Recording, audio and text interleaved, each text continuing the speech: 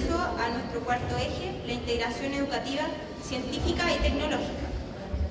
Nuestro continente atraviesa enormes desafíos en torno a la necesidad específica de encarar un proceso de integración y vinculación educativa, científica y tecnológica que aporte al avance de los sectores populares.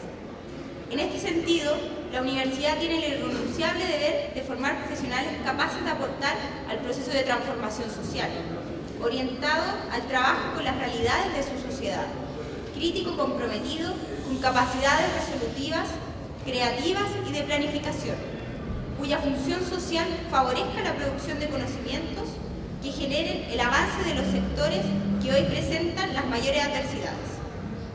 Solo cuando los problemas y los desafíos de las mayorías populares son el objeto de investigación, la tecnología desarrollada y la extensión tienen por objetivo fortalecer, potenciar, atender las necesidades de las mayorías populares y del proyecto nacional latinoamericano. En un contexto donde los movimientos sociales pelean por despojarse del neoliberalismo educativo, emergen nuevas prácticas sociales de carácter alternativo que se integran y articulan de diferentes maneras. Estas dinámicas sociales inciden con mayor fuerza en la vida cotidiana, en las organizaciones sociales, en el quehacer político y económico y en las expresiones culturales que en ellos convergen. La institucionalización progresiva de estas prácticas en los diferentes niveles del sistema educativo y fundamentalmente la universidad es parte de la construcción de una nueva concepción educativa, de un nuevo proyecto de sociedad. Una educación que piense en la integración y la justicia a partir del encuentro entre diferentes actores sociales, del diálogo y el intercambio, que abran la posibilidad de recuperar los saberes de cada sector para avanzar en la construcción de conocimientos comunes y el fortalecimiento de la organización social como motor fundamental para la transformación de la realidad. Para discutir esta temática, hoy nos acompaña Fernando Tauer, presidente de la Universidad Nacional de La Plata, Mario Lozano, rector de la Universidad Nacional de Quilmes, y Raúl Perdomo, docente, investigador y vicepresidente del área institucional de la Universidad Nacional de La Plata. Vamos a comenzar. Raúl Perdomo. Bueno, buenas tardes, muchas gracias por la presentación. Yo les voy a contar una experiencia concreta de integración que creemos que es la más exitosa que se ha dado en los últimos años en Latinoamérica, que está plenamente vigente y precisamente con la idea de dejar plantadas algunas ideas para imitar. Incluso me voy a atrever a hacerles algún número, alguna cuenta, para que ustedes vean que no estamos hablando de cifras muy importantes. La Asociación de Universidades Grupo Montevideo, se llama, AUGM, es una asociación que nació a principios de los 90, en el 91, con universidades, unas poquitas universidades de Argentina, sur de Brasil, Montevideo, Uruguay, por supuesto, y Paraguay. Había una universidad de Paraguay, la Universidad de UDELAR, de la República de Uruguay, 3 o 4 brasileñas, 3 o 4 argentinas, y estaba inspirada en aquel momento, sitúense históricamente en el comienzo de la década del 90, en las ideas del Mercosur, de integración Mercosur. Y bueno, acá me atrevo a dar la primera opinión. Si uno mira lo que ha ocurrido a nivel del Mercosur, la integración, las dificultades de integración en términos económicos, en términos políticos, etc., y lo compara eso con el desarrollo que ha tenido la integración en el nivel de educación superior, tomando esta asociación como ejemplo, yo me atrevo a decirles que la integración en el nivel universitario es plenamente exitosa en relación a otras formas de integración que se han dado en la región. O sea que en todo caso es un ejemplo muy importante a tener en consideración. Y yo estoy convencido además de que la integración en términos de educación superior es mucho más simple que otros andaniveles de la integración, donde aparecen otro tipo de intereses, ¿no es cierto? En la educación superior, en particular en esta asociación, se plantearon como objetivos estratégicos para la región, en primer lugar, el intercambio estudiantil a nivel de grado. Estas cosas que uno escucha, que en Europa, los programas Erasmus, qué sé yo, bueno, nosotros estamos haciendo un Erasmus propio que se llama Scala desde el año 91, que ha movilizado miles de estudiantes de grado entre nuestras universidades públicas. De más está decir que esta asociación está integrada por universidades públicas. Hoy tiene 20 y tantas universidades. Se han incorporado varias universidades chilenas. La Universidad de Chile, a la que pertenece nuestra colega, está entrando en este momento. Universidades de Bolivia, y tenemos la expectativa de que otras universidades de Latinoamérica aparezcan también formando parte de la asociación.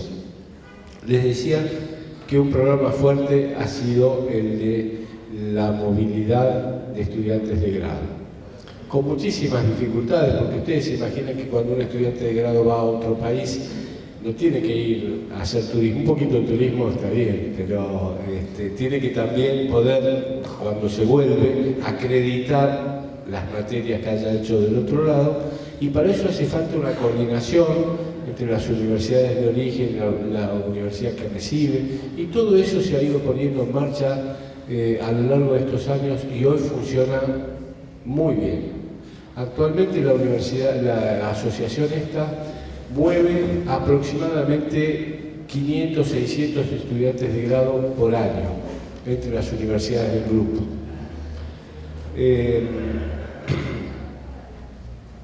¿Cuál era la apuesta? La apuesta inicial, y que creo que hoy sigue plenamente vigente. Estos estudiantes que han tenido la posibilidad de intercambiar, de trabajar, de estudiar en otras universidades de la región, llevan en su seno íntimo un recuerdo y un cambio de pensamiento respecto a cómo se desarrollan las cosas en otros países. Yo recuerdo haber visto algunas encuestas que se hacen al final de la estada de los chicos, que por ejemplo una estudiante brasileña adoré estar en la casa de Tierra del Fuego en la ciudad de La Plata, porque generalmente se tratan de alojar en casas de provincia o casas de ciudades del interior. Y decía, bueno, los baños por ahí estaban un poco sucios, pero de todas maneras había disfrutado el ambiente universitario de otra ciudad, y al final decía, me he sacado muchos prejuicios. El prejuicio de quien desde Brasil ve a la Argentina como un potencial enemigo o como un potencial adversario. Y cuando uno intercambia, ustedes lo saben perfectamente, no necesito decírselo, cuando estamos en contacto con estudiantes de Chile, de Bolivia, de Perú, de Colombia, de Paraguay, ni que hablar de Uruguay y de Brasil, no tenemos diferencias, no nos sentimos bien, nos sentimos cómodos, y se alejan entonces esos prejuicios que alguien nos fue metiendo a lo largo de los años en que hemos mal estudiado la historia probablemente. Bueno, les decía, este es uno de los programas éxito del Grupo Montevideo, cuya aspiración es a que un grupo grande de estudiantes universitarios, que en un futuro, de acá a un par de décadas, serán los dirigentes de sus países, hayan tenido la posibilidad de haber hecho la experiencia del estudio universitario en otro país de la región. Y esos van a estar naturalmente mucho más, va a ser mucho más fácil la integración de acá 10 o 15 años cuando estos estudiantes forman parte de los grupos dirigentes. El segundo programa tiene que ver con intercambio de profesores, naturalmente, mejoramiento de los posgrados, etc. Y hay otro programa que también considero que es muy exitoso, que tiene que ver con comités y núcleos temáticos que procuran abordar problemas de interés regional. Y esto se cae de maduro. Cuando uno tiene un problema en el río Paraná, lo tienen todos los países que forman parte de la cuenca, no lo tiene Argentina ni lo tiene Paraguay, lo tienen los países de la cuenca. Si tenemos un acuífero contaminado, también el acuífero no reconoce fronteras. Y lo mismo pasa con una cantidad enorme, problemas de la energía, problemas del agua, problemas de la salud, de la marginalidad de nuestras poblaciones, sobre todo en zonas de frontera. Todos estos problemas necesitan un abordaje internacional, un abordaje por los especialistas de los distintos costados, de los distintos bordes de la frontera. Entonces, esta asociación ha integrado grupos temáticos que abordan temas estratégicos de la región. Yo diría que esa parte de la asociación necesita todavía profundizar acciones a partir de recursos que las naciones, si hablamos de política asociada con estos temas, que las naciones destinen a estudios interdisciplinarios en zonas de frontera, que puedan ser abordados desde ambos costados de la frontera. Entonces, eso todavía nos está costando un poco, conseguir los recursos para que estos grupos trabajen, pero los recursos ya vendrán y los grupos están integrados y trabajando bien en muchos casos. Finalmente, hay en el marco de esta asociación también lo que se llaman los seminarios de sociedad, educación y ciencia o algo por el estilo, Estado, que tiene que ver con una nueva forma de pensar las universidades en su relación con el Estado y la sociedad. Y está muy bien que lo pensemos todos juntos. Y este seminario va cambiando de país y de universidad, y en todos los casos se concluyen y se avanzan sobre ideas novedosas respecto de cómo hacer la integración. Ahora voy a terminar la historia y, por supuesto, me pongo a disposición de ustedes al final con una cuenta en términos crudos y económicos.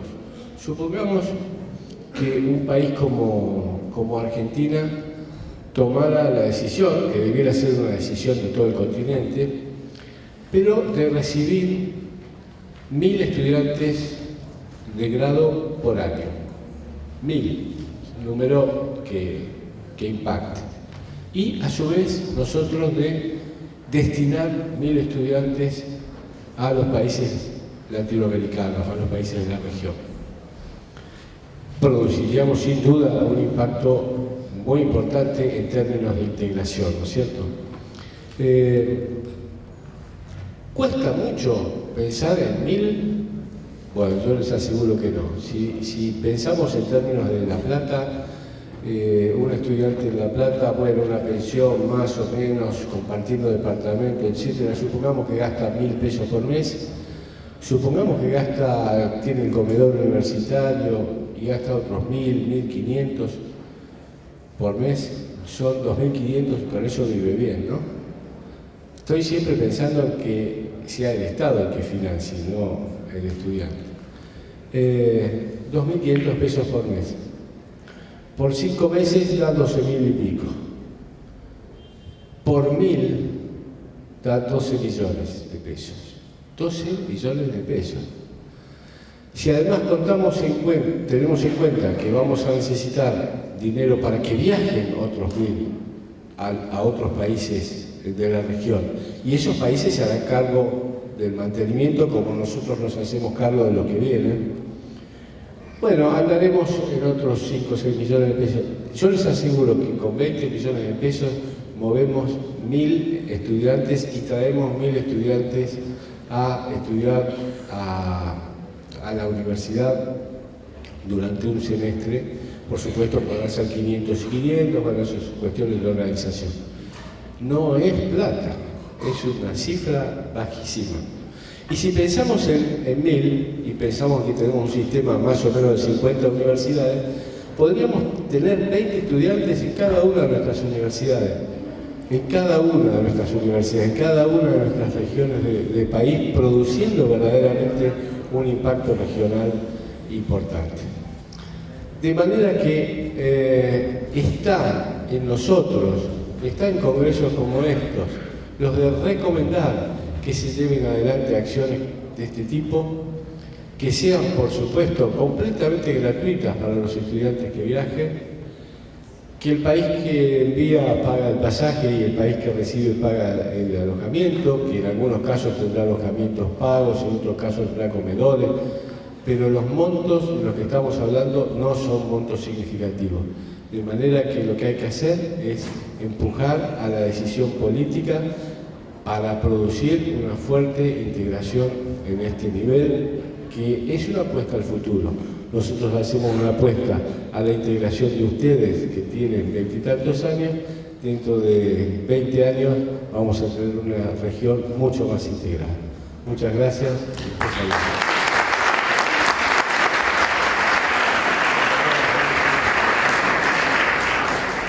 gracias.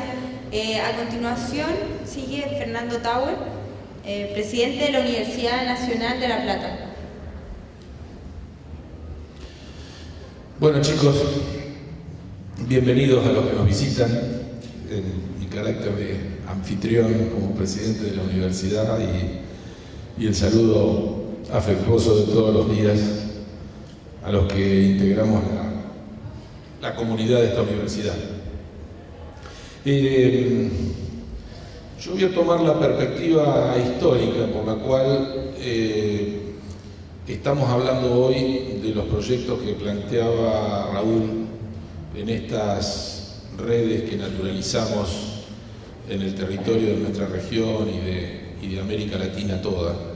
Me parece que es interesante tener en claro y reflexionar cómo llegamos a esta visión común y a esta vocación de integrarnos en la educación, en la ciencia y en la técnica, como plantea el tema de la mesa.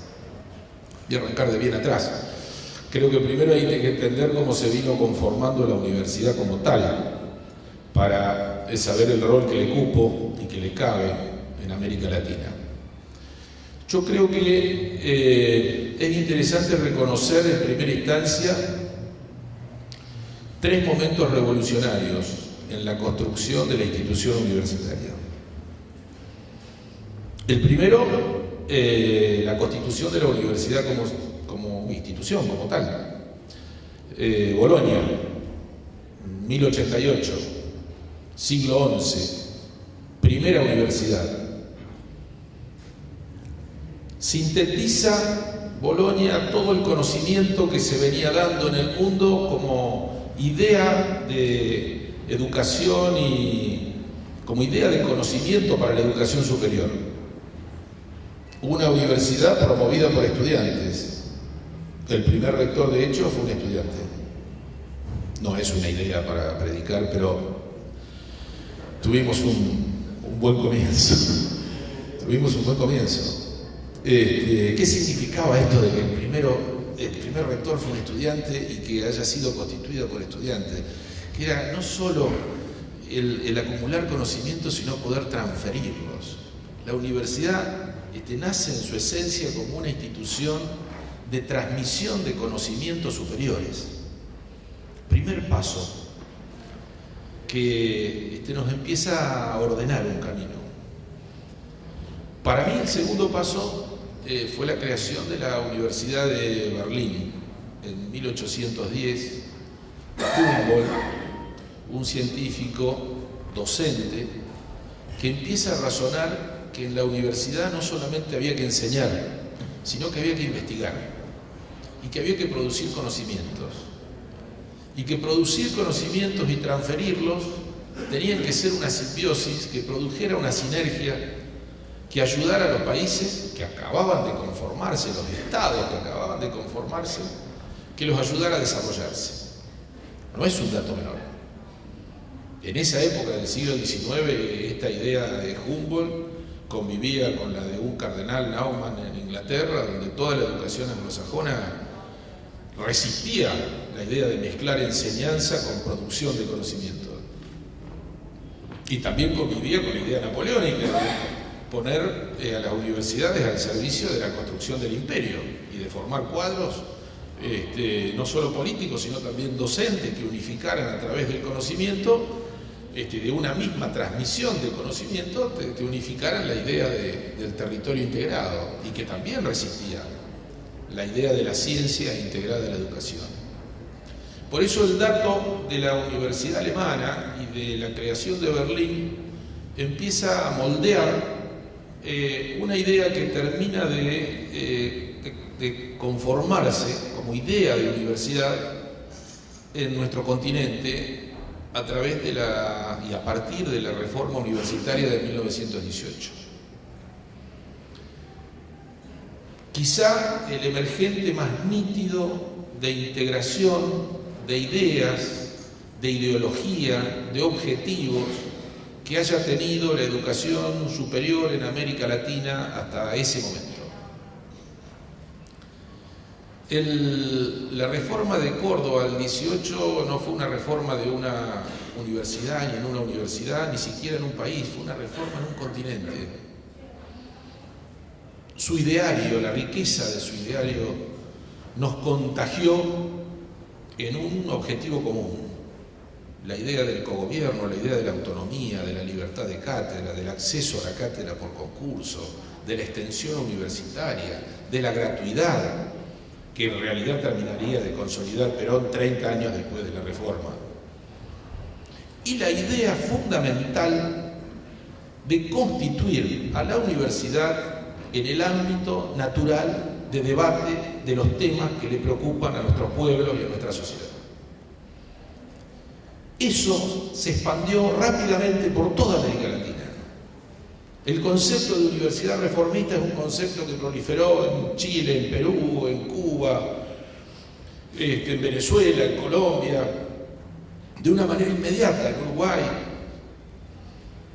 Y nos fue dando un primer elemento común, de concepción común, de estrategia común, de desarrollo de nuestro pueblo. Desde ahí quiero tomar la reforma. Después nos pasaron muchas cosas durante el siglo XX. En nuestro país, como todos los países de América, la educación superior fue y vino en una condición popular de sucesión de gobiernos populares, populistas, de facto, democráticos, más o menos democráticos, y llena de mojones, de hitos, de referencias que están teñidos de drama, de dolor, de sangre. Es decir, las referencias de la universidad en el siglo XX fueron referencias complejas. En la Argentina, en el 66, murió el primer estudiante a manos de la policía en Córdoba, Santiago Pampillón. Y ese fue todo un dato. Y en el 68, mientras se producía el Mayo francés, en la Argentina, en la Universidad de Buenos Aires, llegaba la noche de los bastones largos y los científicos eran sacados a los empujones, a los palazos y a las patadas de sus laboratorios, de sus institutos. Quizás fue el vaciamiento más grave de conocimiento que tuvo un país latinoamericano, producto de esa concepción cerrada y esa violencia que proponían los gobiernos de facto. En el 69 se produjo el Cordobazo. En el 78 en esta ciudad, también como hito terminal, nuestra universidad estuvo muy atravesada por la violencia y y los muertos y los desaparecidos, más de 900 muertos y desaparecidos de esta universidad en esta época tan luctuosa donde la dictadura militar acosaba tanto el desarrollo de las universidades. Les decía, en el 78 se produjo la Noche de los Lápices, donde un puñado de pibes de colegios fundamentalmente universitarios que peleaban por el boleto del secundario fueron secuestrados y muertos, también por la dictadura militar. O sea, fíjense la cantidad de hechos que nos distrajo de pensar en términos de integración, a pesar de que teníamos este elemento fantástico de la reforma del 18, promovida por estudiantes, por profesores,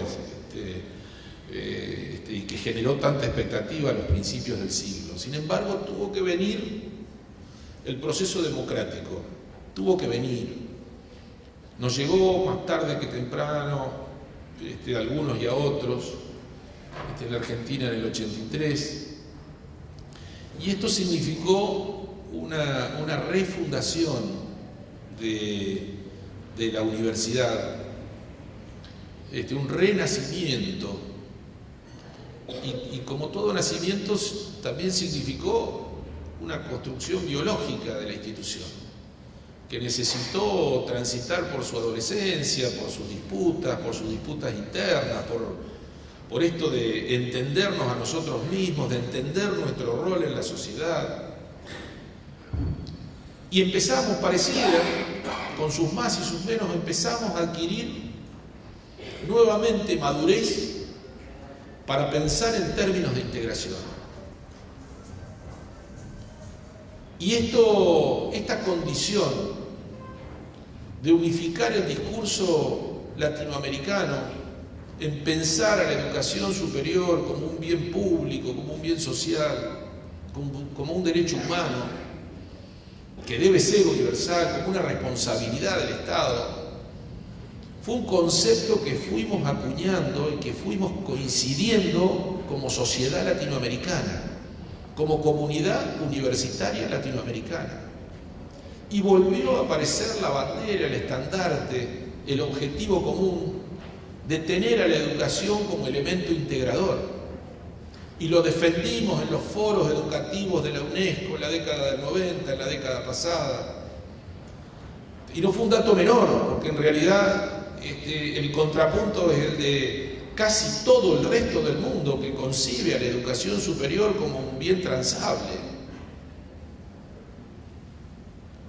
Con lo cual, América Latina encontró una razón, nuevamente, desde la educación, desde la ciencia, desde la tecnología, para reconstruirse en un objetivo común, donde todavía tenemos rincones.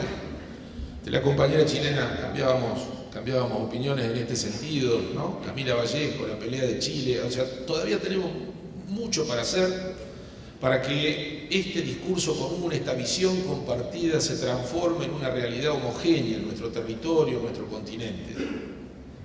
Sin embargo, estamos en ese camino. Países como el nuestro pueden exhibir avances en este sentido, con todo lo que nos queda por hacer. Pero hoy las universidades empezamos a entender que no solamente formamos profesionales, por eso el relato histórico, que no solamente formamos en el conocimiento específico,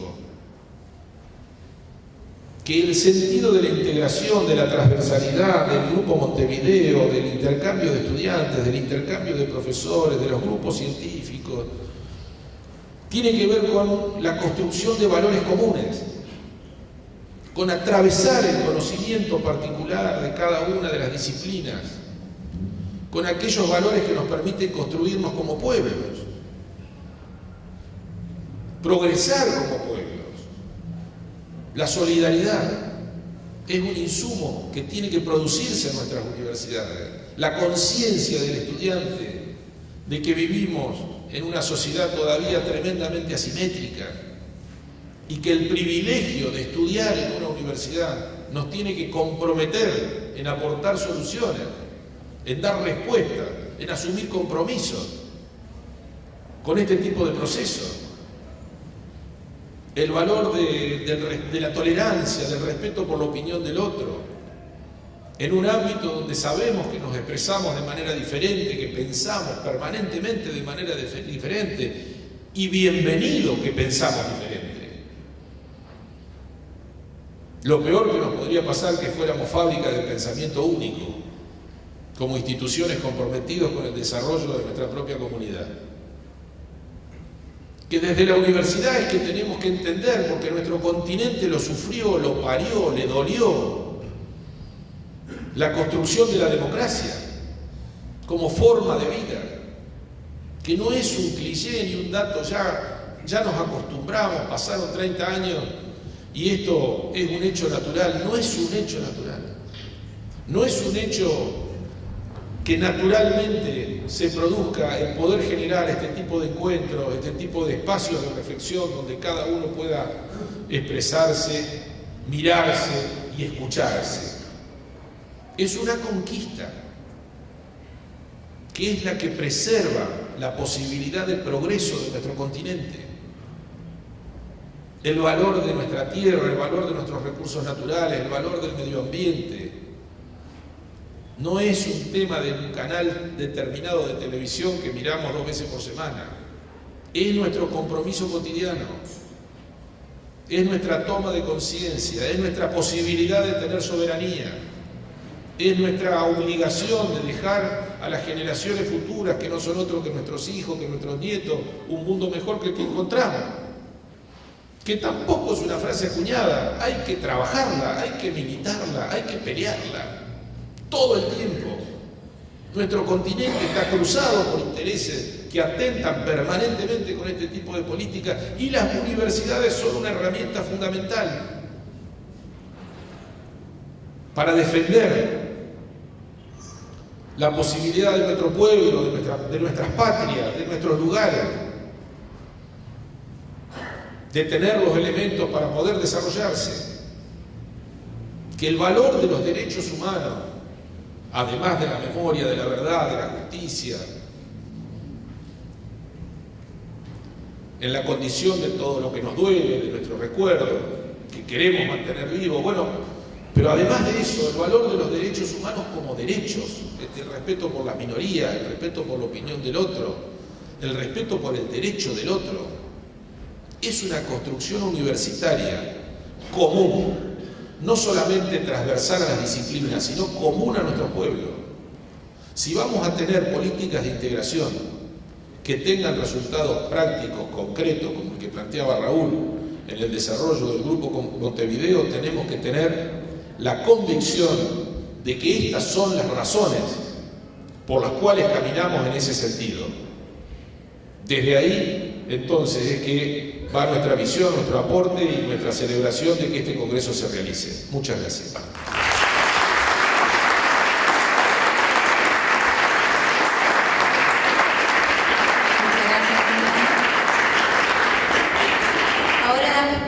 A Mario Lozano, rector de la Universidad Nacional de Quilmes. Bueno, muy buenas tardes, muchas gracias por la invitación y gracias, Fernando, por darme el lugar de cerrar la mesa, que no es el que merecía. En principio, me parece que lo primero que deberíamos pensar en el concepto de integración es cuál es la función del sistema universitario en cada uno de nuestros países.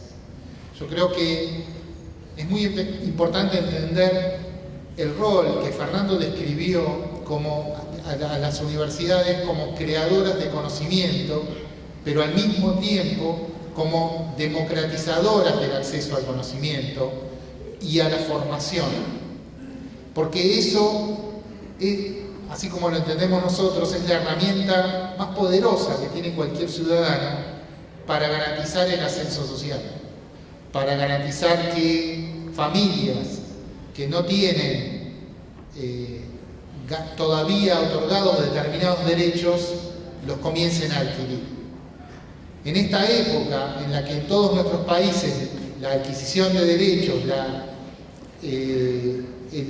no el otorgamiento, sino la lucha y la recuperación de derechos fundamentales de todos los seres humanos están siendo una bandera fundamental de la mayoría de nuestros gobiernos, es esencial que las universidades entendamos nuestro rol en ese sistema que permite la apropiación por parte de cada ciudadano de los derechos que le competen. La universidad en Latinoamérica tiene diversas características. En algunos países, como en Argentina, en Uruguay, en Venezuela, mayoritariamente el sistema universitario está dominado por el sistema público. En otros países no. Y la ecuación muchas veces es completamente contraria. Sin embargo, nosotros entendemos que cuando uno mira el sistema universitario latinoamericano, tiene que entender que las capacidades de integración tienen que abarcar a todas las modalidades de educación. Porque de esa manera vamos a garantizar que en cada uno de nuestros países se alcance mayor felicidad, mayor grado de apropiación de derechos por parte de cada ciudadano. Es un sistema complejo porque tiene muchas diferencias. En el caso de Argentina, podríamos incluir en esto también a Uruguay, porque el sistema universitario uruguayo es muy parecido al nuestro. Nosotros encontramos, así como uno puede hacer la descripción histórica, y Fernando lo mencionó recién, una serie de hitos que diferencian al sistema universitario nacional de otros sistemas universitarios, incluso públicos, del resto del mundo. El primero de ellos claramente es el de la reforma de 1918, ocurrida en el gobierno del doctor Hipólito Yrigoyen, en el marco de un gobierno nacional y popular. Esa reforma, como dijo Fernando, permitió la democratización interna en las universidades, la libertad de cátedra, el acceso por concurso a los cargos universitarios, pero fundamentalmente el reconocimiento de los distintos actores que participan en la vida universitaria como actores políticos esenciales del desarrollo y del control de lo que pasaba dentro de las universidades. Nosotros siempre nos preguntamos si la reforma es suficiente y claro, para garantizar lo que la universidad debe realizar. Y claramente entendemos que no, que es una condición absolutamente necesaria, pero que no es suficiente. Y estamos en un proceso todavía de generar ese sistema de garantizar la apropiación de derechos por parte de nuestros ciudadanos. Y en ese camino, el segundo hito importante, que también fue mencionado aquí, es el decreto que establece la gratuidad de la enseñanza en 1949 en otro gobierno nacional y popular, que es el gobierno de Juan Domingo Perón. En ese momento, junto a la gratuidad, se estableció un sistema de becas muy extendido que permitió que por primera vez en el continente, y quizás en el mundo, pero desconozco este dato, hijos de obreros y campesinos llegaran a la universidad en forma significativa, no aisladamente. La Universidad Argentina pasó por muchas vicisitudes después de eso, por otras conquistas en gobiernos populares, como la gran inversión en investigación en el gobierno del doctor Ilía, o el renacimiento democrático en el 83 en el gobierno de Alfonsín, pero también por épocas muy oscuras, algunas de las cuales describió muy bien Fernando.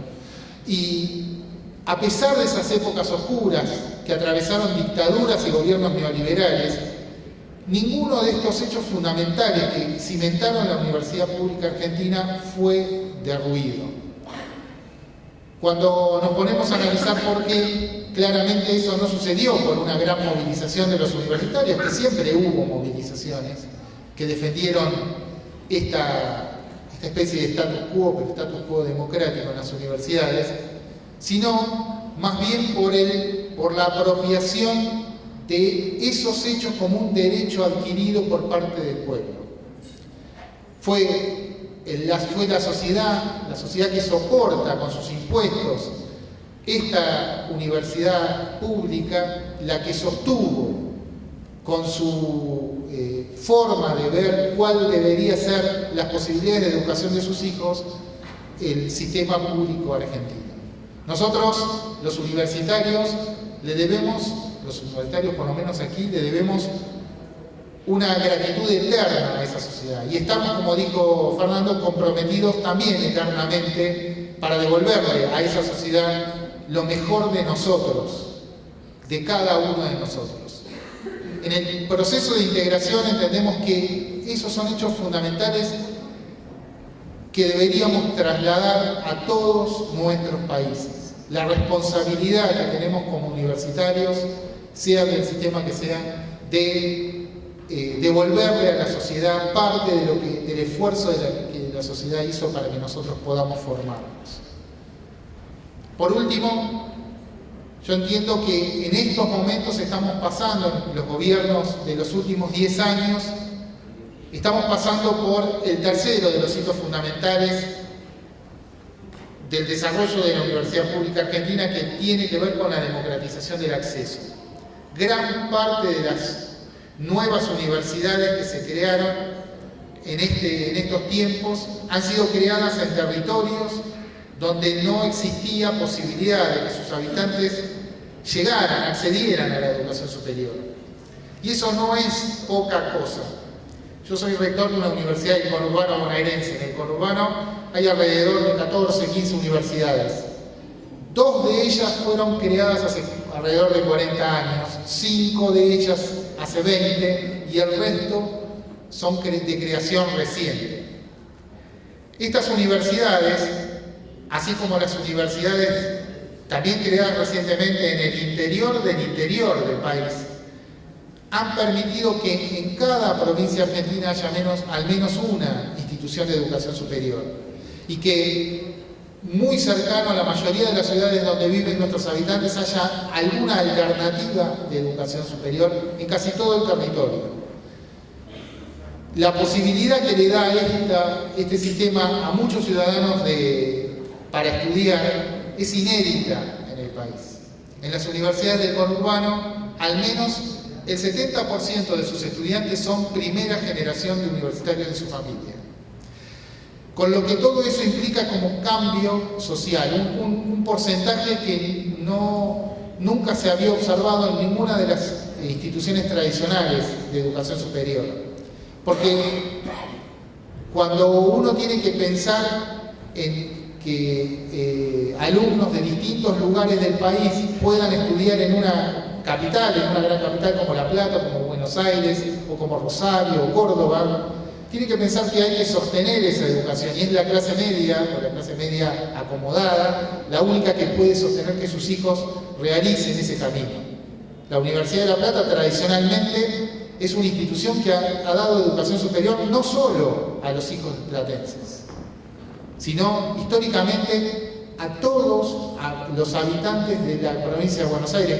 Una gran parte de los alumnos de aquí son habitantes del resto de la provincia de Buenos Aires y de otras provincias argentinas.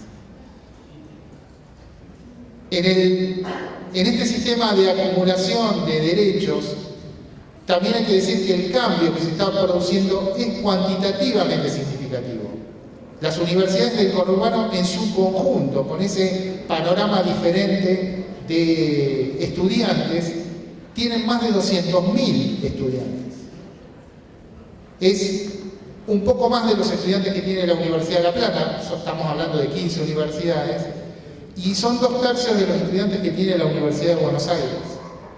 Es un cambio de perfil de estudiantes muy importante y que nosotros creemos que va a producir cambios sociales en el mediano y largo plazo en la Argentina, y que si nosotros aprendemos a transmitir las razones por las cuales se está produciendo esto, y nuestro pueblo se apropia de este nuevo derecho que es la democratización del acceso, va también a ser un derecho que se garantice independientemente de los gobiernos que sigan de acá en adelante.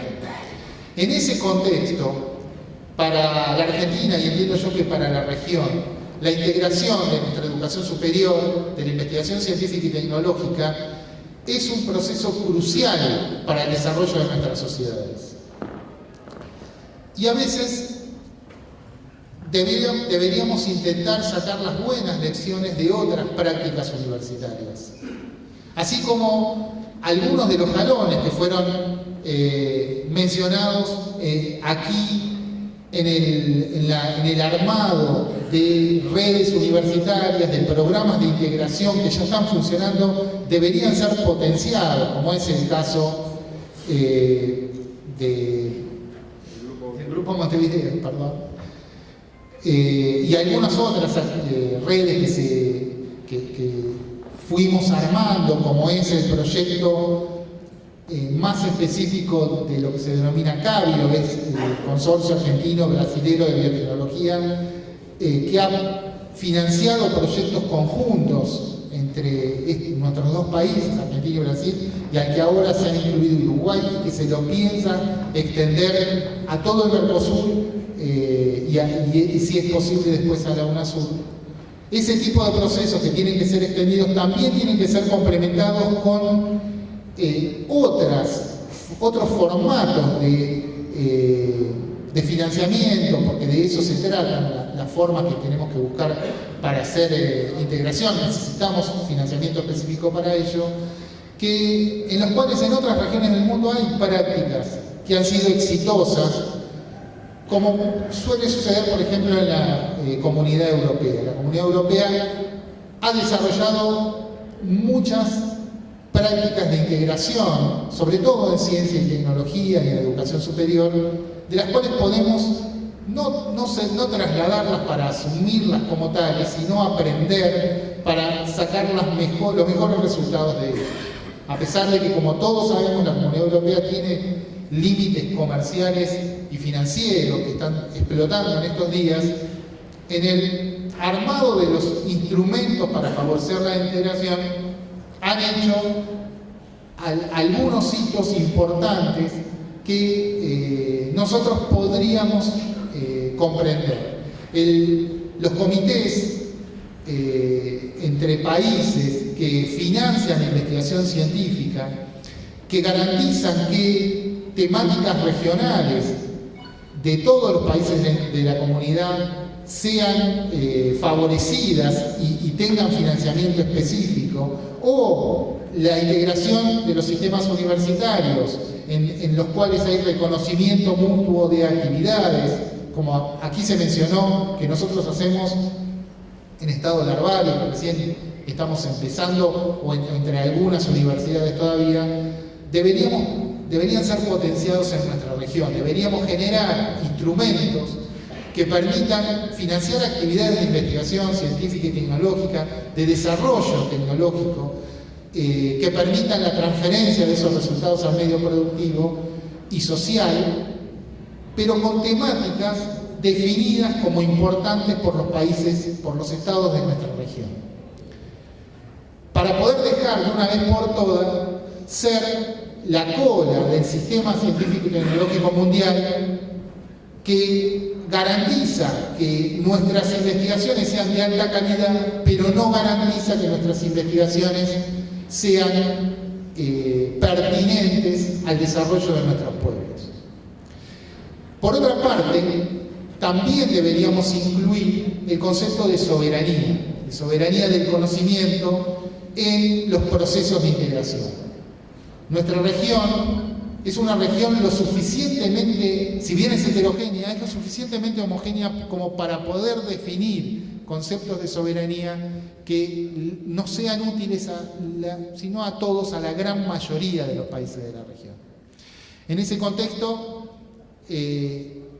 nosotros tenemos algunos problemas graves en lo que se refiere a soberanía del conocimiento que no estamos abordando como resultado de la integración, porque probablemente no esté en la agenda todavía de nuestros dirigentes políticos que están llevando adelante estos procesos, probablemente porque no hemos alcanzado un grado necesario de integración intercomunitario que permita realizar estas discusiones y llevarlas adelante como tales.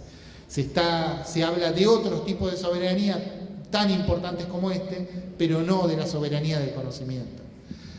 Hay ejemplos sencillos en los que podríamos plantear, pero desviado por mi formación profesional, Les voy a dar un ejemplo de bichitos, digamos, de microbios, que es en lo que yo trabajo.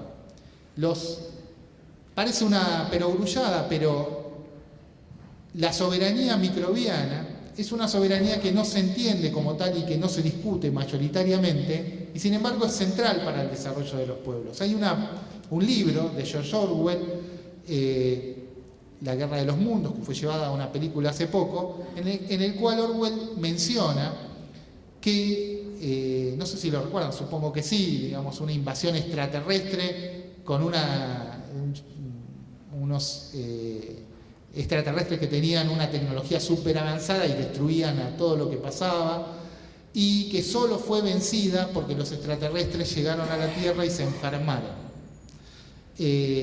No fue vencida por la tecnología humana o por la inteligencia humana, ni mucho menos que eso. La frase que sintetiza ese libro de Orwell es que la humanidad ha pagado durante su evolución con millones de vidas su derecho a haberse integrado con los microbios con los que convive y a permanecer en este planeta.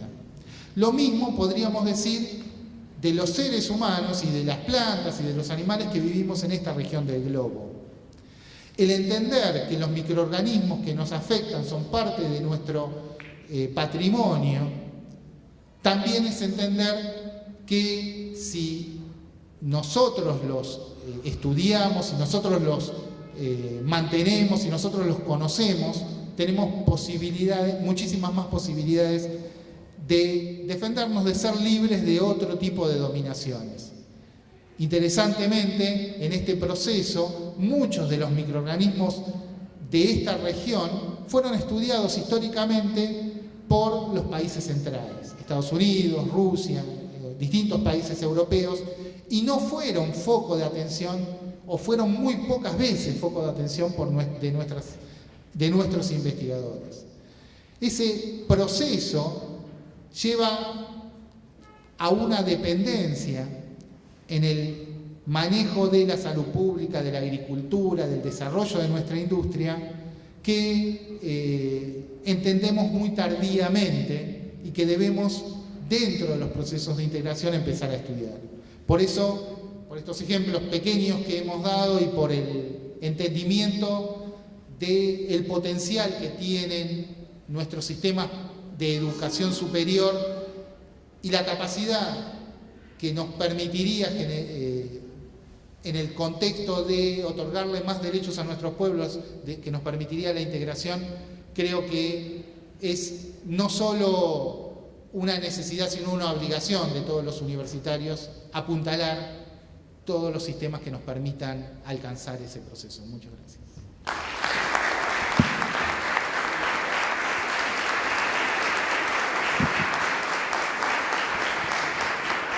Muchas gracias. A continuación pasamos a las palabras, comentarios que quiera decir el público.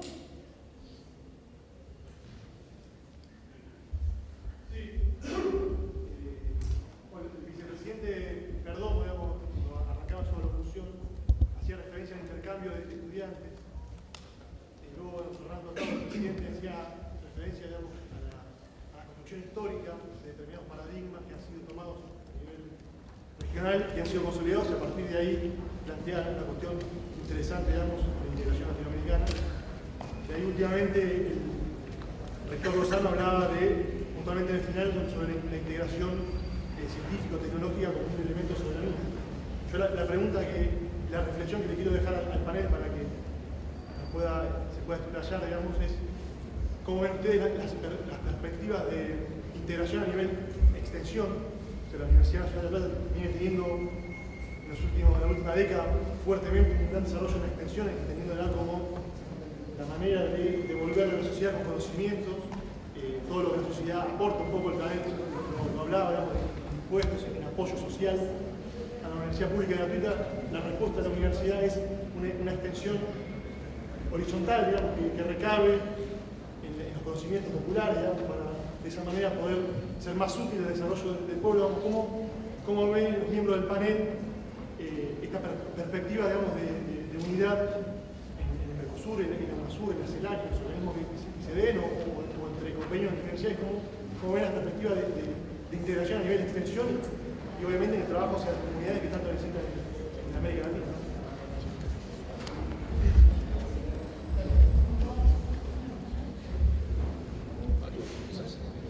Sí. En principio, una disculpa, no, en general cuando, por una estructura propia de nuestra universidad, cuando hablamos de investigación estamos hablando de una investigación complementada y coordinada con la extensión. Siempre entendemos el proceso en forma conjunta, no tenemos investigaciones que no estén ligadas de alguna manera a sistemas de lo que todavía llamamos extensión universitaria, ¿no?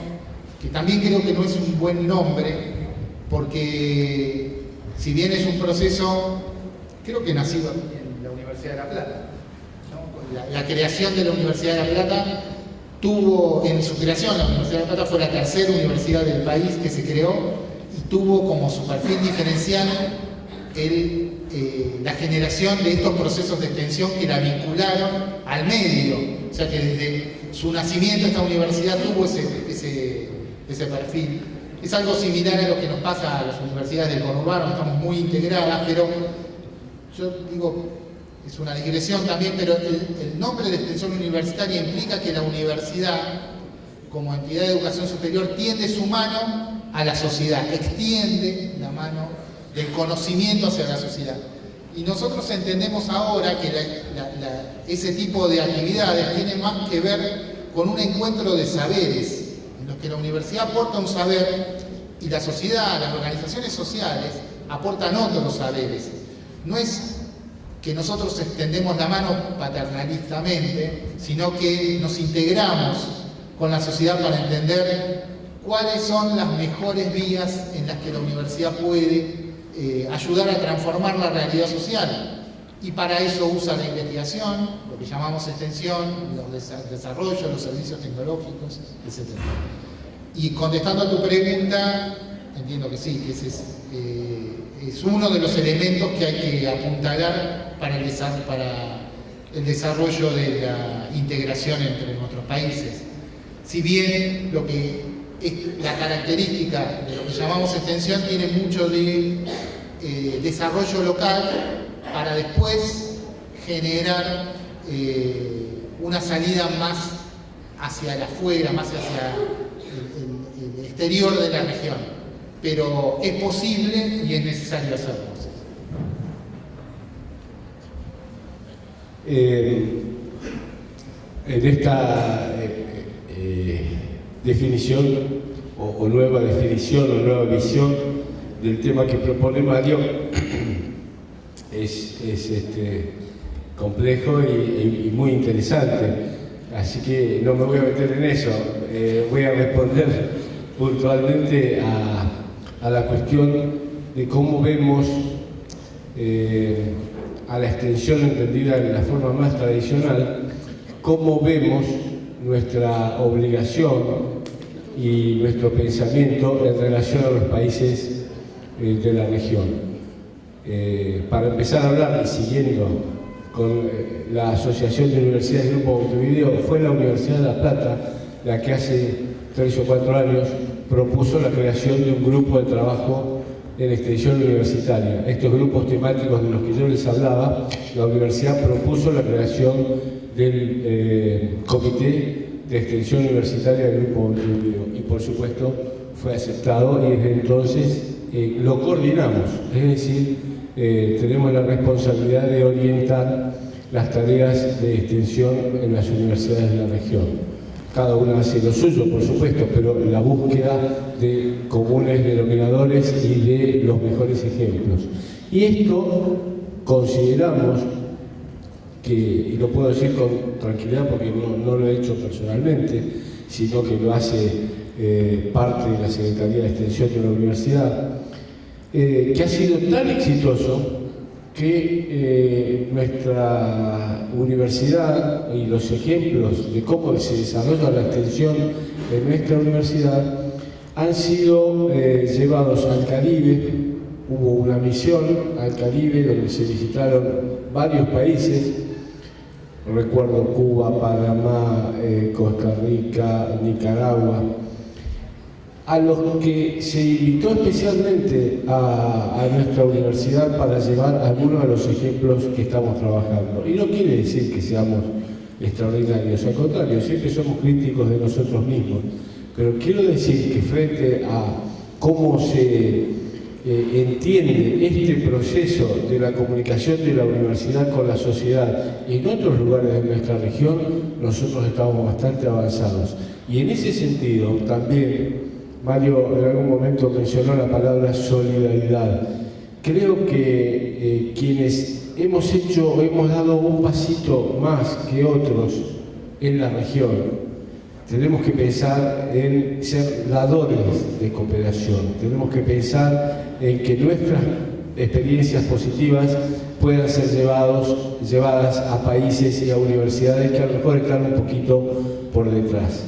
Muchas veces pensamos en la cooperación internacional y siempre estamos pensando en Francia, España, sí, esto está bárbaro, es muy lindo, pero no es ese el sentido completo de pensar la cooperación internacional. Nosotros tenemos que pensar también en ser dadores de cooperación. Tenemos que mirar a nuestra región, tenemos que mirar a África también como un potencial receptor de nuestro conocimiento y bueno, buscar la integración con aquellos países, muy especialmente que culturalmente son muy similares a nosotros, ¿no?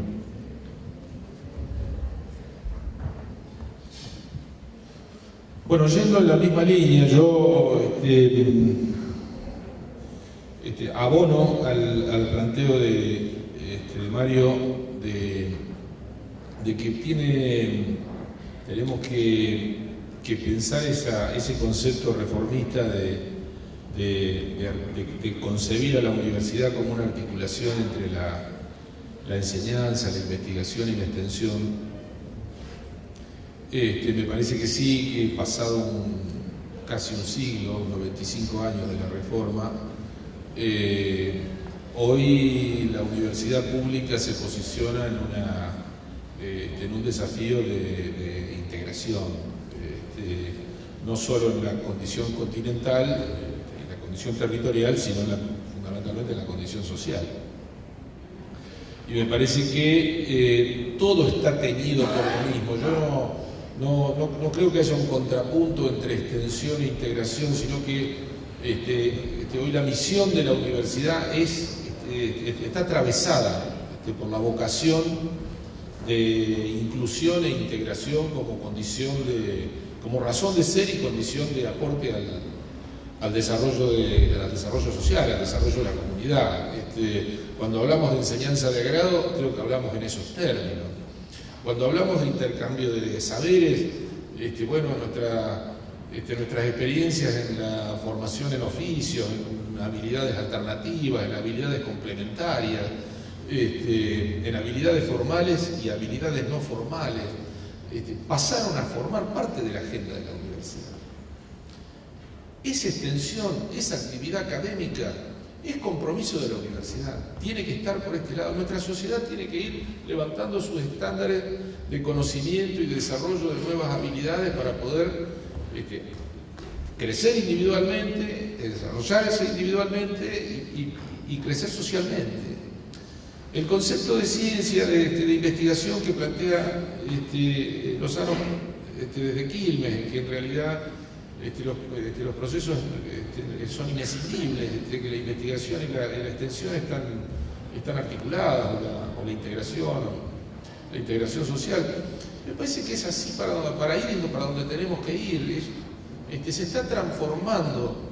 Fíjense ahora este cambio de paradigma. Siempre hemos discutido entre investigación básica e investigación aplicada. Hoy estamos discutiendo sobre la importancia de la investigación orientada.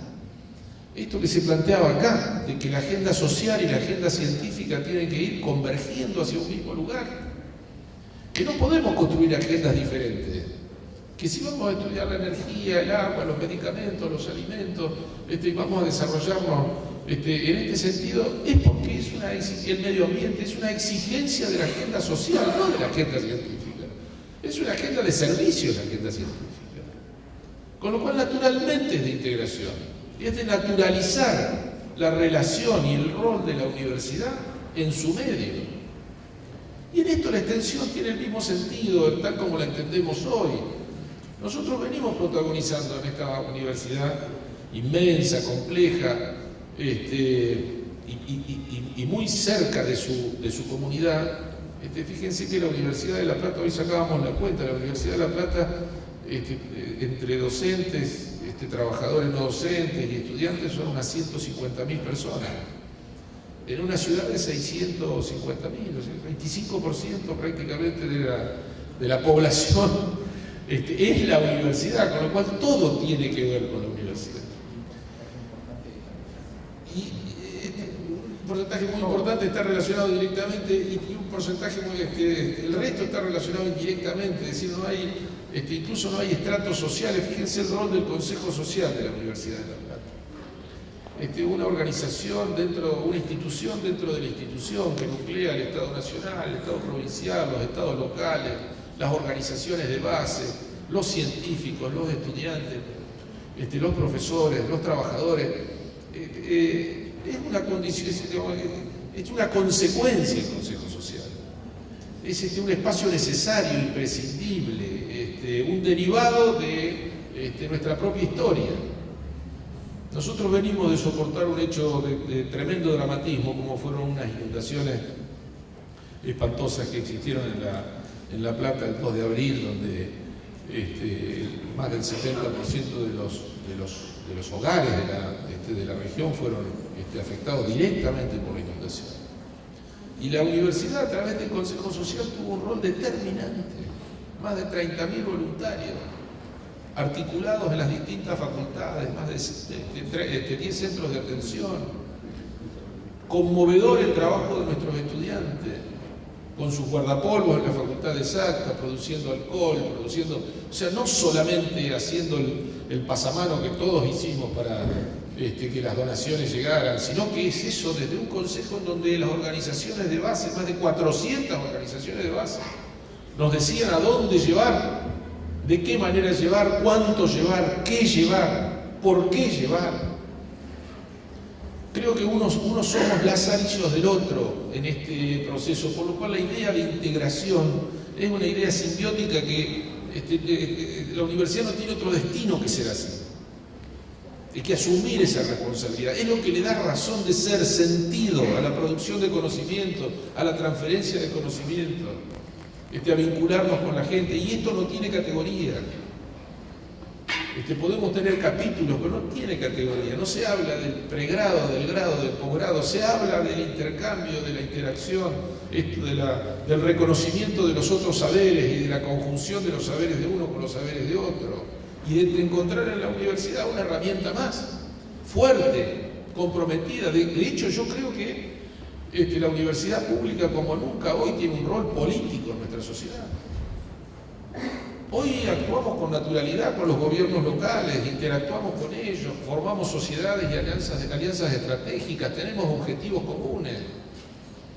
La universidad ya no es una pecera, escindida con sus propios tiempos, su propia agenda, sus propias decisiones y particularidades. Hoy estamos involucrados en el problema de todos y en la cotidianidad, tanto como en el futuro.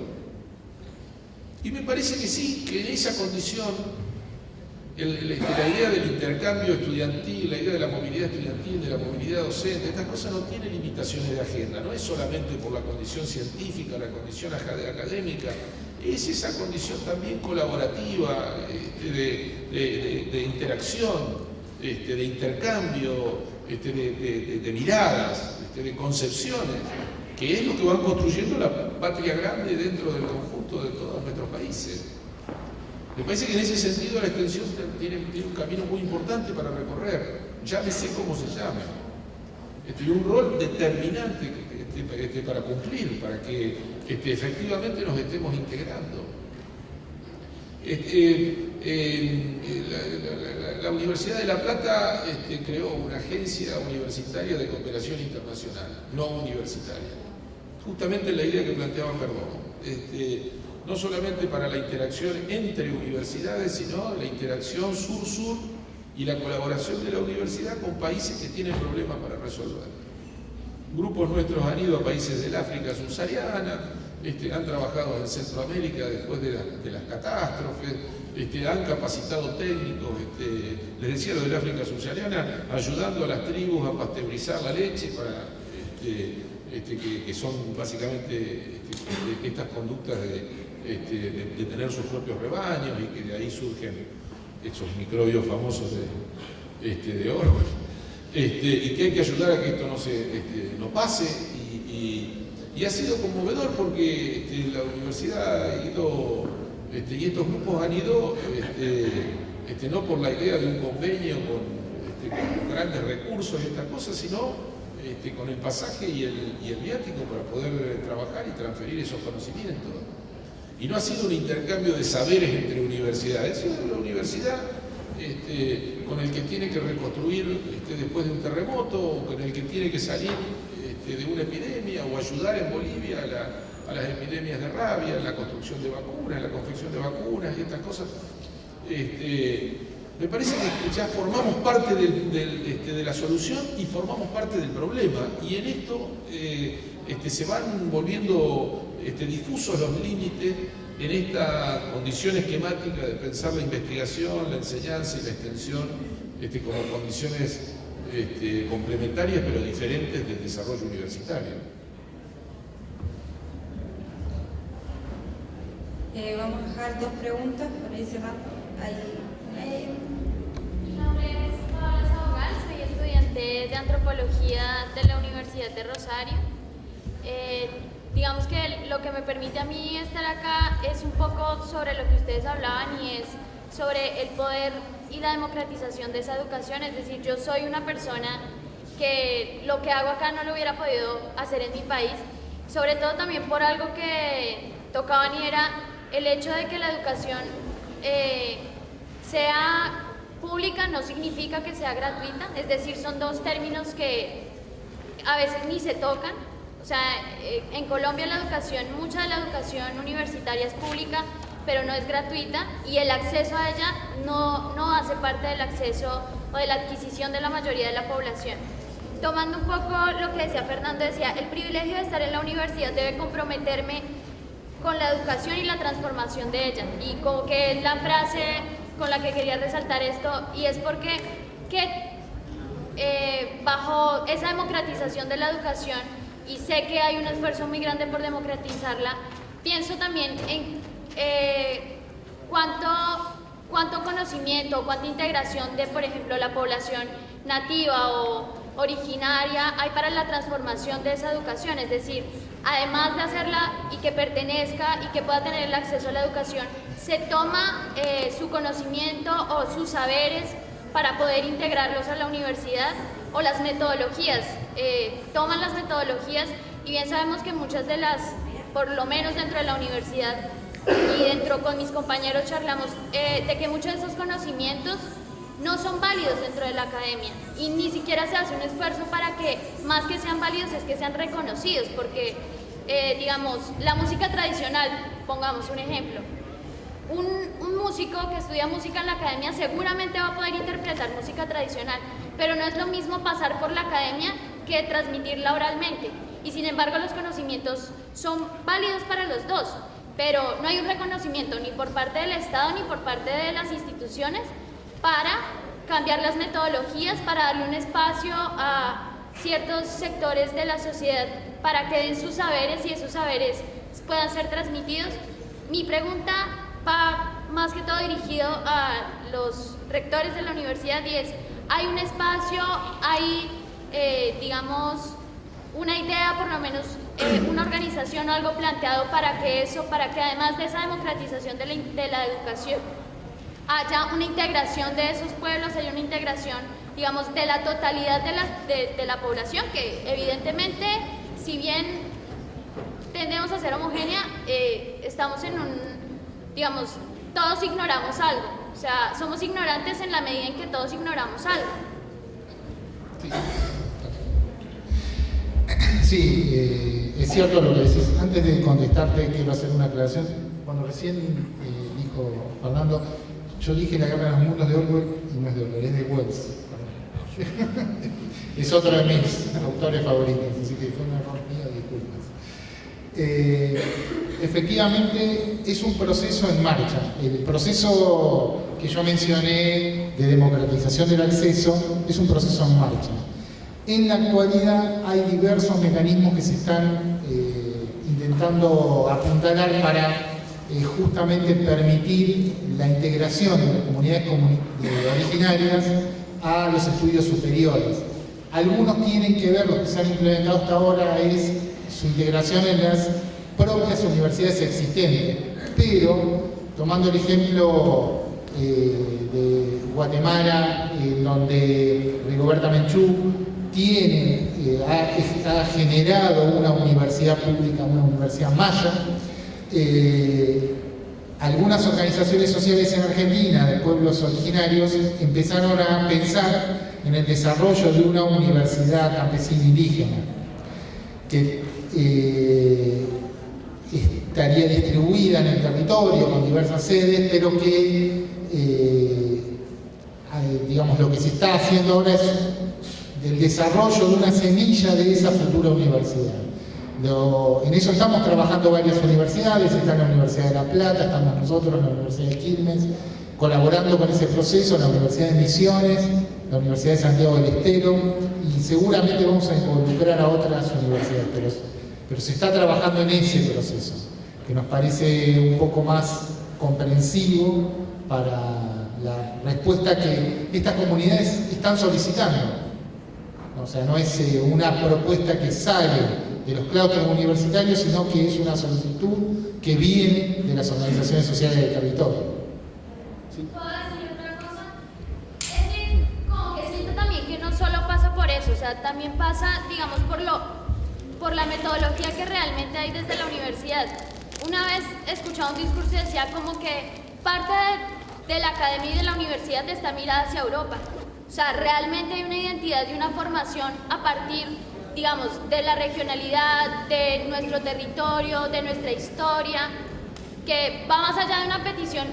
Cuando yo decía la integración de toda la población, es de toda la población, y pasa más o sea, está involucrado lo indígena y lo campesino, pero es realmente nosotros también, que hay esa base de la universitaria a partir también de lo que somos, digamos que... Pero yo entiendo lo que vos decís, es lo que te estoy tratando de decir, es un proceso que recién se está iniciando, que tiene que contener una serie de éxitos en el medio que necesariamente terminarán llevando, entiendo yo, al reconocimiento de las aptitudes, de las formas, de las miradas de los pueblos originarios, que no se van a incluir. A ver, sería una idiotez pensar que solo se van a enseñar esos formatos en esa universidad. Debería ser algo que drene, que se convierta en algo que todas las universidades, como que formamos un sistema, en Argentina al menos las universidades públicas formamos un sistema y estamos cada vez integrándonos, y debería pasar eso en el resto de Latinoamérica, que todas las universidades podamos entender, aprender de los conocimientos que se generen y de los formatos que adquieren estas nuevas experiencias. Pero sí, es un proceso, recién estamos empezando a hacerlo. Bueno, yo creo que sí, que hay síntomas y que también no tienen una traducción literal. Yo creo que el tema de los pueblos originarios es un tema que tiene una trascendencia y una dimensión en los países de América, pero hay distintas escalas y conformaciones. Por ejemplo, en nuestra universidad, yo quiero contar 2 o 3 síntomas que ayudan, a lo mejor ayudan en la comprensión de un proceso que efectivamente necesita de la descontracturación de la universidad en su concepto de educación formal y en su visión de una visión más ancha, una visión que yo creo que no se trata de cambiar una cosa por la otra, en todo caso sí de permitir articularla, pero de ensanchar y de ampliar el rol de la universidad en el intercambio de saberes y en el aprovechamiento, digamos. Yo creo que el intercambio no es una cuestión generosa, sino que al contrario es una cuestión de no perder lo que las culturas fueron construyendo. Y en esto los pueblos originarios son un capítulo, las culturas urbanas son otro capítulo, los oficios son otro capítulo. Es decir, estamos hablando de comunidad en toda su dimensión. A nosotros nos toca, pongan en eso, nos toca de esa manera. Por ejemplo, en la Universidad de La Plata existe una escuela de oficios, que va creciendo como escuela de oficios. ¿Qué nos pasa en la escuela de oficios? Bueno, parte de la instrucción está dada por técnicos universitarios, parte está dada por maestros oficiosos, es decir, formamos panaderos. Parte es entender los controles bromatológicos en la producción del pan, y parte es saber cuándo se saca del horno el pan dulce, y uno lo hace uno con guardapolvo, panza y gorro, y el otro es el profe, digamos. Ahora, de ahí salen panaderos que trabajan en los comedores sociales, la verdad que todo lo que hemos producido en ese sentido ha salido con trabajo. Nos pasa ahora que tenemos un convenio entre la escuela, una fundación de la ciudad que tiene recursos, de la región que tiene recursos, la universidad, la federación de instituciones y la provincia. Entonces formamos gasistas, electricistas, ¿cuál es el rol de cada uno? Bueno, en la construcción del conocimiento es la articulación de la idea de la electricidad, de la Facultad de Ingeniería, en estas cosas con maestros electricistas o electricistas matriculados que ayudan. Ahora, ¿en qué sumamos a esto?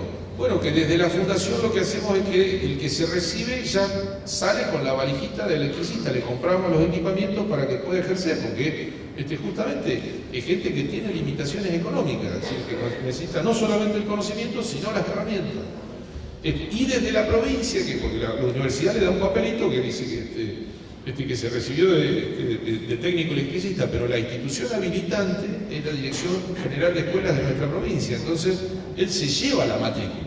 Entonces sale de la escuela con una matrícula habilitante para firmar planos, para ejecutar instalaciones de determinada complejidad y de determinada dimensión. Tiene las herramientas para poder hacerlo y tiene los conocimientos específicos, que son conocimientos en un intercambio de saberes entre la visión académica y la visión del oficio. Son síntomas, estamos trabajando en ese sentido, se van ampliando, van apareciendo nuevas construcciones, oficios que se pierden, de cero, de taxidermista, es decir, se va complejizando el de ebanista. Bueno, que hoy van produciéndose resultados que hacen que esta gente se integre a la sociedad después del tránsito por la universidad, no desde una carrera de grado, sino desde una producción de intercambio de saberes que le permite tener una herramienta para poder progresar.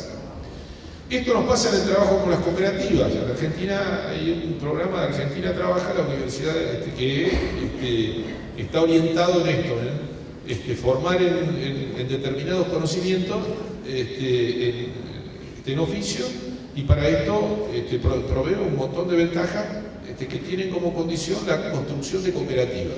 O sea, no es solamente el oficio, sino la organización social. Bueno, en la Universidad de La Plata funcionan 700 cooperativistas. La universidad los ha organizado en 36 cooperativas y trabaja en la capacitación en oficios de hombres y mujeres que aprenden a soldar, aprenden a hacer veredas, aprenden el oficio de la pintura, de la albañilería. Bueno, en la práctica cotidiana, donde hay arquitectos, hay ingenieros, pero también hay capataces y hay maestros albañiles, y es conmovedor ver cómo las mujeres con sus hijos aprenden a manejar la cuchara y tirar el reboque que no se les caiga. Bueno, en esto estamos aprendiendo todos. Después son condiciones, producir las condiciones de inclusión, que son complejas. Y la universidad se escapa, perdón. No te mandé al frente, no te mandé al frente. Está muy bien, está muy bien. No, te decía esto, pusimos en marcha en la universidad un albergue universitario, justamente para producir las condiciones de los chicos que tienen menos posibilidades de ingresar a la universidad porque la gratuidad de la enseñanza no alcanza para poder formarse para muchos, para grandes sectores sociales. En el albergue hoy están viviendo 100 chicos. Su expectativa de crecimiento es a 400. Esos pibes tienen pago el alojamiento, pago las 4 comidas, tienen pago el internet, tienen pago el transporte, pago la educación, la salud y la contención, la atención psicológica. ¿Quiénes son estos chicos? Son chicos de pueblos originarios que vienen de la Puna Jujeña, chicos que vienen de la selva misionera, chicos que vienen de la Villa 31, que no tienen ninguna posibilidad de estudiar en la universidad pública, sino con la atención total. Bueno, de ahí también estamos construyendo experiencias. Y estos pibes, vos sabés que la exigencia académica es que todos los años lo único que tienen es exigencia académica, no tienen otra. Y la forma de ingreso es, tienen que ser pobres, limitaciones económicas. Ahora, si ingresan, tienen que aprobar el 14% de la carrera todos los años, 4 materias más o menos, que es el promedio. El 92% de los pibes que ingresaron al albergue aprueban las 4 materias. Y no es que van a las ciencias sociales, no, van a las ciencias sociales, son astrónomos, estudian en exacta, son odontólogos, bueno. Es nuestra manera, es decir, son síntomas, no cambiamos la sociedad con estas cosas, pero me parece que nos naturalizamos nosotros en el compromiso y naturalizamos la visión de la sociedad de una universidad comprometida. Me parece que desde ahí tenemos que avanzar, desde el ensanche de la visión.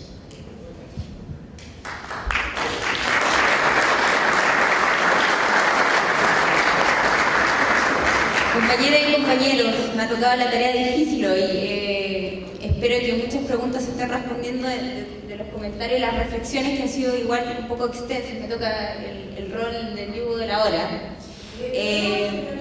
Sí. Con mucho respeto a todas las personas que estuvieron ahí en el panel y exceptuando los verdaderos compromisos, los pueblos originarios también necesitamos que nos escuchen. Y no quería desmerecer, discúlpenme, todo lo que han dicho allí las personas que están sentadas en el panel. Exceptuando los que realmente tienen verdadero compromiso con la vida, este sistema, no solamente a las diversas clases sociales y a los pueblos originarios, quien les habla es de las naciones quechas y aymara. Hasta el día de hoy, y cuidado hermano, que defendemos el Mercosur, porque es una estrategia para caminar hacia el equilibrio de nuestros pueblos. Quiero dejar aclarado eso. Quiero decirle después, hermano, que realmente, concretamente, las universidades deberían poner materias específicas del tema de la pluriculturalidad, plurietnicidad, para revertir la historia y los saberes de nuestros pueblos, porque hasta el día de hoy, como usted dijo, hermano, son algunas cosas, pero eso no cambia el fondo de la cuestión, hermano.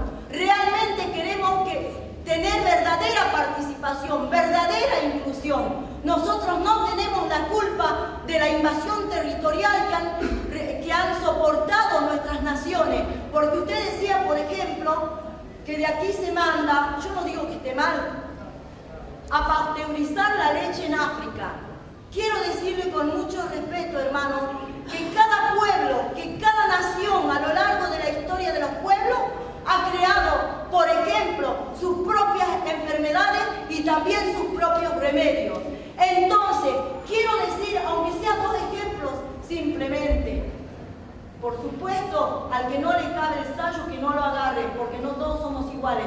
Pero lo que es la masividad del colonialismo, que aún persiste en los claustros universitarios, tiene que ver también, más allá de los avances que usted dijera, también sigue imperando el racismo, la exclusión. Y en ese sentido, hermanos y hermanos, un ejemplo o 2 solamente para no abundar. Cuando sale de la universidad en general estoy hablando. Un abogado que después se convierte en juez, o los abogados, o un médico. Siempre hablo que hay excepciones. ¿Cómo nos tratan al pueblo? Y más a los pueblos originarios, más si tienen mi rostro. Lo tratamos como el peor eslabón de la basura. Perdonen que se lo diga de esta manera. Hacer cola a gente de nuestro pueblo, a veces hasta 2 o 3 días, lo menos es en el día. ¿Para qué se ha estudiado? Deberían también tener en cuenta que para solucionar el hambre del mundo no solamente tiene que ser el hambre del estómago, sino el hambre del espíritu de nuestros pueblos. Entonces, que los profesionales que se formen en cualquier ámbito, y más todavía en la universidad, que ustedes mismos lo dijeron, que son con los impuestos de nuestros pueblos, tienen que tener más respeto por el pueblo y por los pueblos de las naciones originarias ancestrales, en complementación con los originarios contemporáneos que han venido de cualquier lugar de esta Pachamama, de este planeta. Por eso, cuando alguien se recibe de abogado o a juez, o cuando es ingeniero o lo que sea, tiene que tener respeto por aquellos que construimos las casas, las cañerías, las sillas donde nos sentamos, las mesas, los que producen la papa, la zanahoria, la lechuga, los que nosotros cuando vamos a comer en la mesa tenemos los productos. Y acá no me refiero a los grandes terratenientes que usurparon nuestros territorios. Acá me refiero a la gente que fue expulsada de nuestros propios territorios y también hasta el día de hoy nos saquean los bienes y recursos naturales. Y con esto yo, hermano, no estoy para voltear a ningún gobierno.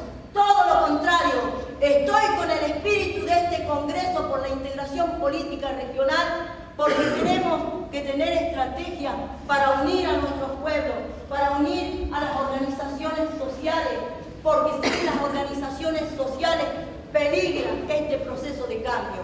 Por eso, porque no quiero monopolizar la palabra, quiero decirles, hermanos y hermanas, que tenemos que restaurar la sensibilidad de la vida y además que no solamente somos o deberíamos ser el eje como hombre, tal vez como símbolo, tal vez y con respeto a otras culturas, sino como tener un sentimiento que somos todos hermanos de todas las especies para cuidar esta madre tierra que nos protege a todos y tener ya una visión de verdadera pluriculturalidad, plurietnicidad, porque todos los días, con diferentes características, pero la base es la misma, seguimos soportando lo que es la invasión de nuestros conocimientos. Entonces, para eso, hermanos y hermanas, nuestra propuesta como pueblos originarios es el Summa Causai, Summa Camaña, que significa el buen vivir, el bien vivir, no vivir mejor a costilla de que otro hermano, otra comunidad, otro pueblo, otra nación viva peor. Y para eso vamos por el camino del Capañán, al buen vivir, al equilibrio, a la armonía. Por eso, además de hablar, además de soñar, tenemos que arremangarnos las mangas para trabajar realmente con el corazón, con la conciencia. Además, no solo la reflexión como nos han enseñado siempre, la reflexión tiene que ir también acompañada por la intuición y la percepción, sabiduría milenaria de todas las especies que el sistema capitalista imperial nos ha hecho neutralizar en la menor o mayor medida. Si no, ustedes piensen en los tsunamis, ¿quiénes se salvan? Miren a todos los animalitos, aún a las hormigas, cómo hacen para salvarse cuando vienen las hecatombes más producidas, digamos, por este sistema capitalista. Hemos visto las inundaciones, hermanos y hermanas. Entonces yo los invito a poner realmente, concretamente, en los claustros universitarios las materias que tienen que ver en contra del racismo y la discriminación y sí con la inclusión de nuestros pueblos. No quiero monopolizar la palabra y espero que este congreso al cual nosotros acá, lo que hemos venido a apoyar, caminemos todos unidos de la mano, del corazón, de la conciencia. Y ejemplos hay, hermanos, ejemplos hay. No solamente mirar a Europa con todas las leyes que vinieron acá, utilizar las herramientas que nos sirvan, pero aquí también hay ejemplos concretos. Y si no, miremos a Cuba, miremos a Venezuela, miremos al Collazul, Bolivia, miremos a un hermano después de más de 500 años de invasión, cómo les cuesta gobernar, cómo nos cuesta gobernar, porque el hermano Evo por ahí es el que maneja el timón, pero si no fuera por la cohesión de los más vilipendiados y despreciados de la historia, hoy no estaría, hermanos y hermanas. Por eso yo cierro con esto nuevamente, diciendo con el summa camaña, summa causa, herencia de nuestras abuelas y abuelos, que hoy se está debatiendo a lo largo y ancho de nuestra Pachamama, nuestro planeta Tierra. Jayaya, hermanos, Gausacho, ese es nuestro saludo para la alegría y también para la fuerza espiritual que tenemos que tener para caminar hacia un mundo más equilibrado y armonioso. Muchas gracias, hermanos.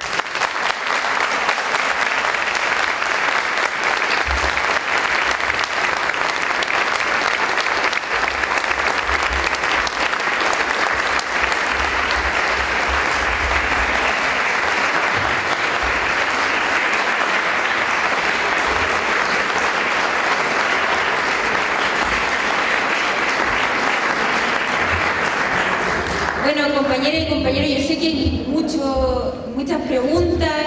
Yo creo que nos quedó a todos muy claro que la tarea de la integración desde nuestra universidad, desde nuestra sociedad, es una tarea gigantesca. Y les pido disculpas, pero la verdad es que, como ustedes sabrán a través de sus programas, nos quedan todavía algunas actividades, y por respecto al tiempo y a los expositores y a los que vienen, tenemos que cortar acá. Así que yo les agradezco mucho a los expositores, les agradezco también a todos ustedes por sus intervenciones, por el interés, pero estamos en un programa y tenemos que continuar. Muchas gracias.